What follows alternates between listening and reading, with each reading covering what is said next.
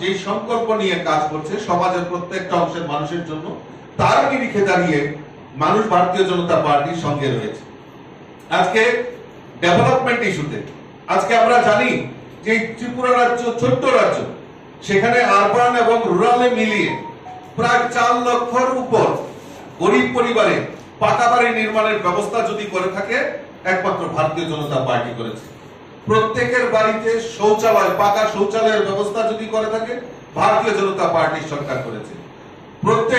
প্রত্যেক গ্রামে জল জীবন মিশনের মাধ্যমে জল পৌঁছে দেওয়ার কাজ যদি করে থাকে ভারতীয় জনতা পার্টি করেছে।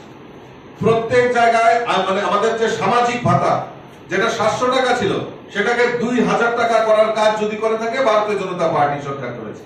আপনারা জানেন যে নরেন্দ্র মোদীজি সরকার গরিবদের 5 লক্ষ টাকা পর্যন্ত চিকিৎসার দায়ভার আমাদের দেশের প্রধানমন্ত্রী নরেন্দ্র মোদীজি কাঁধে তুলে নিয়েছিল। কিন্তু অত্যন্ত পরিতাপের বিষয়